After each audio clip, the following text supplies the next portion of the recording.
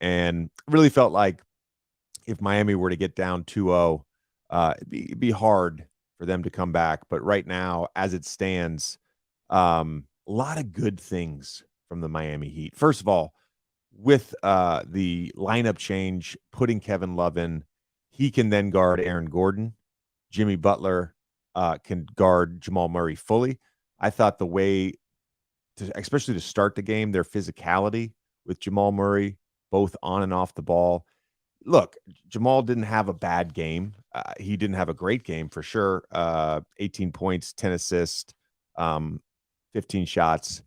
Never got into a rhythm. He hit the three late to cut it to three, but just never felt like Jamal got into a rhythm and played the way that he's played throughout these playoffs. And it's funny because I've talked about Jamal and I've talked about Jokic so much, especially recently, and the two-man game.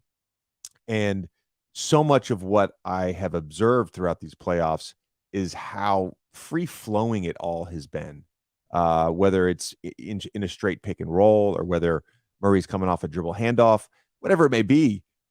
It wasn't that tonight. And a lot of that was just the physicality. Jimmy did a great job chasing him when he was off the ball, did a great job being into the ball. All the Miami Heat guys, really exceptional in that area. And Jamal's a great player. Still ended up with 18 and 10. So I thought that was great. You mentioned them starting Love. That allowed Jimmy Butler to guard Murray. Mm-hmm. And to me, it was like, I haven't talked to Spo or anything like that, but I can see them in their coaches meetings saying Murray's the head of the snake, not Jokic. If you just look at it, you go, well, Jokic is the head of the snake. But when you play a team, you sort of realize, wait a second, like that guy's he's going to dominate no matter what we do. So this is the head of the snake. And I think they just decided Murray's the guy we got to stop. So you start Love, put Jimmy Butler on Murray, and then you saw like they were blitzing Murray quite a bit and really trying everything to take him out of the game. Miami gets out to an early lead, and it's very clear that Jokic has to be a scorer tonight. They did not want him to have another 14-assist game. The guy ended up taking 28 shots, scored 41 points, a brilliant game from him. But that was the Miami Heat strategy, right? We're not going to overreact to him scoring the basketball, even at times late in the game with a mismatch on Gabe Vincent, and he scores a tough bucket. Like they never even sent help. So I like that strategy. Jokic doesn't want to play this way. So credit to the Miami Heat for, essentially forcing him to be a scorer. And that's what he was tonight. Max Strus, credit to him for the major bounce back after going 0 for 10 from 3 in game 1, hit 4 in the first quarter. I thought early even Butler and Bam were aggressive. They were facilitating and scoring. And Bam overall, I'll say this, he didn't score as many points as he did in game 1. Obviously, he didn't take 25 shots. I thought his game was phenomenal, particularly in the second half. But really what kind of stood out for me in this game was the start of the fourth, where Denver goes into the start of the fourth with a lead, and Duncan Robinson scores 10 points in 2 minutes, gets him right back into the game. And up until that point, and Jimmy was out there, up until that point, Jimmy was primarily a facilitator. All of his drives, he's just looking to probe, looking to pass. And you kind of felt like, all right, if Miami can get this thing close and keep it close, Jimmy's going to take over down the stretch. And sure enough, that's what he did.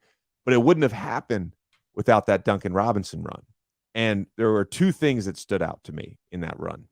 Number one, twice on the same play, which is just delay action, Duncan curled to the middle. Gabe Vincent went to set the screen. Duncan came out of the left corner. He curled to the middle. Perfect. First time they tried to switch, but Christian Brown just kept chasing Duncan. And Gabe Vincent got a 3. Perfect. Second time, Christian Braun trailed Duncan. They didn't switch. Duncan gets a layup. Perfect. I want to say this. At the end of my career, when everybody was running delay, we had a very simple rule. If there's a pin down on delay action and the big has the ball up top and the guy getting the screen curls towards the basket, automatic switch. Automatic switch. And there were multiple coaches that taught that. I don't think in that scenario where it's Gabe Vincent and Duncan Robinson, you're not creating a mismatch if you switch. That should have been a switch. Michael Malone will watch that in film, and he'll tell them that should have been a switch. That's a principle in guarding delay action. You have to switch that twice, back to back. That's 5 points right there. KCP, 2 fouls on threes, one on Vincent, one on Lowry. That's 6 points. Some of it was just the Miami Heat execution, and some of it, Denver made some mistakes. I thought Miami played phenomenal basketball, and I thought Denver played really good basketball. JJ, how do you think Tyler Hero will affect the series going forward? It's a good question. I think he will be a positive for the Miami Heat. It's interesting because anytime a player gets hurt, I think that, and then a team goes on a run, it's the knee-jerk reaction is like, oh, the Heat are better without Hero. I don't believe that for a second. And there's times where they're lacking in some off the bounce and shot creation. He provides that for sure. I'd love to see, him sort of be featured when Jimmy's not on the floor, in like those, second quarter, early fourth quarters. But I just think about this, the way the Miami Heat play, it's, I'm searching for the word a little bit, but it doesn't always feel like a hierarchy of this guy's got to get this amount of touches or this guy gets this amount of shots. They just play basketball, and Hero fits into that. So whether he comes back or not in game 3, whenever he does, he's just going to fit in because he can dribble and pass and shoot. And when you need a bucket, when you need something off the bounce, he's capable of doing that. It's just an added bonus for the Miami Heat. And like I said at the start of the video, look, we got ourselves a series, and he comes back. It's going to be even more interesting.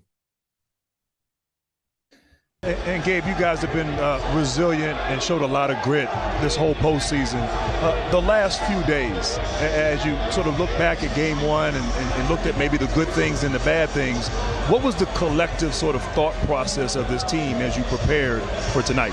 That game 1 was just one game. And, we knew we didn't give it our best effort. We knew that we could put together a better 48 minutes, and we had to come together and do that. All year Denver has been complaining about not getting him respect.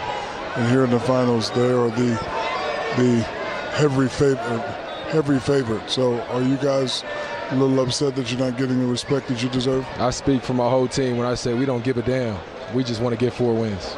We don't give a damn about none of the other stuff. That's been a consistent. Perfect.